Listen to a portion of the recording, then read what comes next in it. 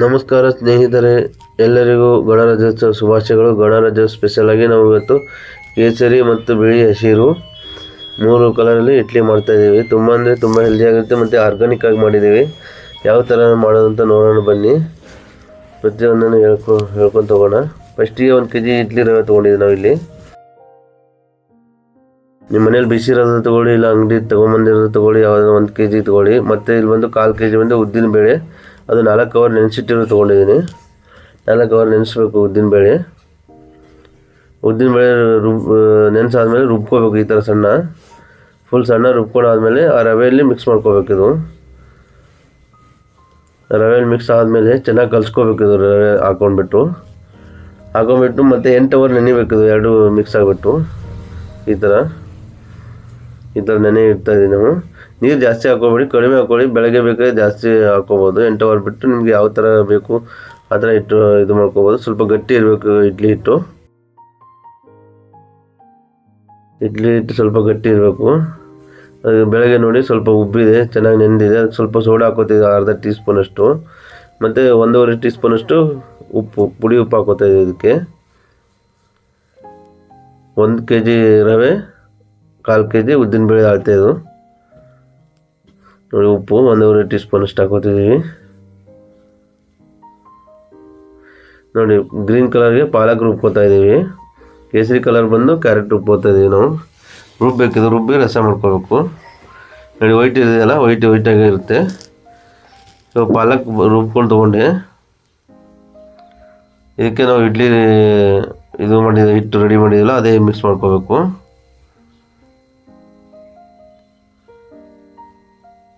ನೋಡಿ, ಇದಕ್ಕೆ ಕೇಸರಿ ಕಲರ್ಗೆ ಕ್ಯಾರೆಟ್ ರುಬ್ಬಿಟ್ಟು ತೊಗೊಂಡಿದ್ದೀನಿ.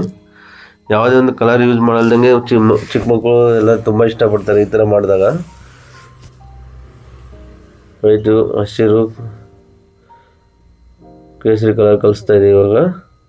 ತುಂಬ ಆರ್ಗ್ಯಾನಿಕ್ ಆಗಿರುತ್ತೆ. ಮಕ್ಕಳೆಲ್ಲ ತುಂಬ ಇಷ್ಟಪಡ್ತಾರೆ. ಕಲರ್ ಇಡ್ಲಿ ಅಂತೆ ಮನೆಯಲ್ಲಿ ಟಿಫನ್ ಬಾಕ್ಸಿಗೆ ಎಲ್ಲ ಹಾಕಿ ಕೊಡ್ಬೋದು. ಮತ್ತು ನೀವು ಬೇರೆ ಬೇರೆ ತರಕಾರಿ ಕೂಡ ಹಾಕಿ ಈ ಥರ ರುಬ್ಕೊಂಡು ಹಾಕ್ಬೋದು.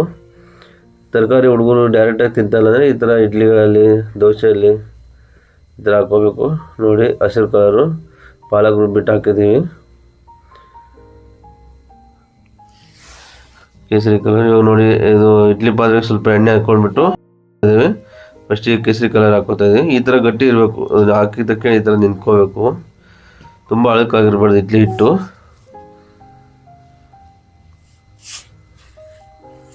ಈ ಥರ ಗಟ್ಟಿ ಇರಬೇಕು. ಹಸಿರು ಕಲರು ಪಾಲಕನ್ನು ರುಬ್ಬಿಟ್ಟು ಹಾಕೊಂಡಿದ್ದೀವಿ ಇಲ್ಲಿ.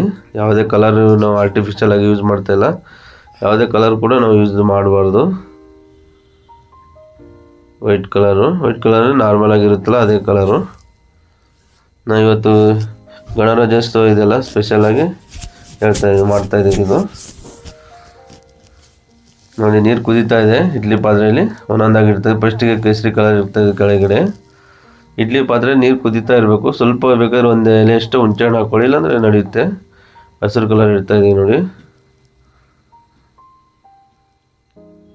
ಮತ್ತು ಬಿಳಿ ಕಲರು. ಇದು 3 ಇಟ್ಬಿಟ್ಟು ಮುಚ್ಚಬೇಕು. 10 ನಿಮಿಷ ಆದಮೇಲೆ ಓಪನ್ ಮಾಡಾದ್ಮೇಲೆ ಈ ಥರ ಬರುತ್ತೆ. 10 ನಿಮಿಷ ಕುದಿಬೇಕು. ಅದು ಮುಚ್ಚಾದ್ಮೇಲೆ 10 ನಿಮಿಷ ಆಗಬೇಕು. ನೋಡಿ ಬಂತು ಯಾವ ಥರ ಬಂದಿದೆ. ನೋಡಿ, ಹಸಿರು ಕಲರ್ ಯಾವ ಥರ ಬಂದಿದೆ. ನೋಡಿ, ಕೇಸರಿ ಕಲರು ಒಂದೊಂದು ಎಷ್ಟೊಂದು ನೀಟಾಗಿ ಬಂದಿದೆ. ಎಲ್ಲ 3 ಹಿಟ್ಟು ಹಾಕಾದ್ಮೇಲೆ 10 ನಿಮಿಷ ಮುಚ್ಚಿಡಬೇಕು. 10 ನಿಮಿಷ ಟೈಮಿಂಗ್ ಆನ್ ಮಾಡಿಡಿ. 10 ನಿಮಿಷ ಆದಮೇಲೆ ಓಪನ್ ಮಾಡ್ಕೊಳ್ಳಿ. ನೋಡಿ, 3 ರೆಡಿ ಆಯ್ತು ನಮ್ಮದು ಕೇಸರಿ ಬಿಳಿ ಹಸಿರು ಇಡ್ಲಿ. ತುಂಬ ಅಂದರೆ ತುಂಬ ಚೆನ್ನಾಗಿ, ತುಂಬ ಸೂಪರಾಗಿ ಬಂದಿದೆ. ನೋಡಿ ಯಾವ ಥರ ಬಂದಿದೆ ಕೇಸರಿ ಬಿಳಿ ಹಸಿರು. ಗಣರಾಜ್ಯೋತ್ಸವ ಸ್ಪೆಷಲ್ ಆಗಿದೆ. ನೀವು ಈ ಥರ ಮನೆಯಲ್ಲೇ ಟ್ರೈ ಮಾಡಿ. ಮಕ್ಕಳು ತುಂಬ ಅಂದರೆ ತುಂಬ ಇಷ್ಟಪಡ್ತಾರೆ ಕಲರ್ ಇಡ್ಲಿನ. ಎಲ್ಲ ವೈಟ್ ತಿಂದು ತುಂಬ ಬೇಜಾರಾಗಿರುತ್ತೆ. ಆದ ಕಾರಣ ಕಲರಲ್ಲಿ ಮಾಡಿ. ಒಂದು ಸರಳವಾಗಿ ಸಿಂಪಲಾಗಿ ಒಂದು ಸಾಂಬಾರು ಹಂಗೆ ಮಾಡೋಣ. ಇಡ್ಲಿಗೆ ಒಂದು ಸಾಂಬಾರು ಬೇಕಲ್ಲ. ಒಂದು ಬೇಳೆ ಒಂದು ಸ್ವಲ್ಪ ಬೇಯಿಸ್ಕೋಬೇಕು. ಒಂದು 50 ಗ್ರಾಮಷ್ಟು ಬೇಳೆ ಬೇಯಿಸ್ಕೊಂಡ್ಬಿಟ್ಟು ಅದಕ್ಕೊಂದು ಒಗ್ಗರಣೆ ಕೊಟ್ಟರೆ ಒಳ್ಳೆ ಇಡ್ಲಿಗೆ ಸಾಂಬಾರು ಆಗುತ್ತೆ. ಈ ಥರ ನೋಡಿ, 50 ಗ್ರಾಮ್ ನಾವು ಬೇಯಿಸ್ಕೊತಾ ಇದ್ದೀವಿ. ಕುಕ್ಕರಲ್ಲಿ 3 ವಿಜಿಲ್ ಹಾಕ್ಸೋತಾ ಇದ್ದೀವಿ. ಒಂದೆರಡು ಟೊಮೆಟೊನ ಹಾಕೊಳ್ಳೋಣ ಇದಕ್ಕೆ ಕಟ್ ಮಾಡಿಬಿಟ್ಟು.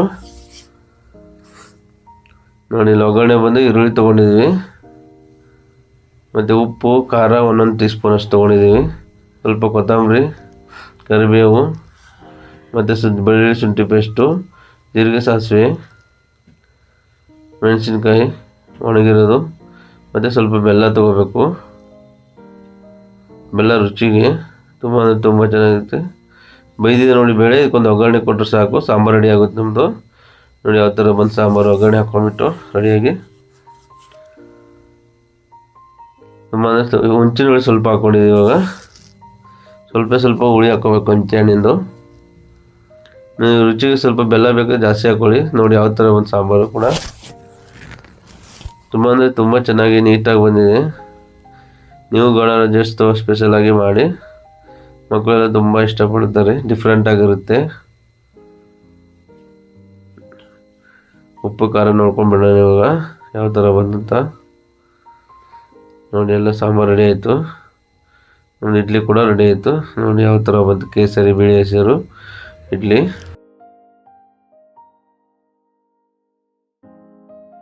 ಸ್ಪೆಷಲಾಗಿ ಮಾಡಿದ್ವಿ. ಎಲ್ರಿಗೂ ಧನ್ಯವಾದಗಳು. ನಮ್ಮ ಚಾನಲ್ ತಪ್ಪದೇ ಸಬ್ಸ್ಕ್ರೈಬ್ ಮಾಡಿ, ಶೇರ್ ಮಾಡಿ, ಮತ್ತು ಲೈಕ್ ಮಾಡಿ, ತಪ್ಪದೇ ಕಮೆಂಟ್ ಮಾಡಿ. ಜೈ ಹಿಂದ್, ಜೈ ಕರ್ನಾಟಕ.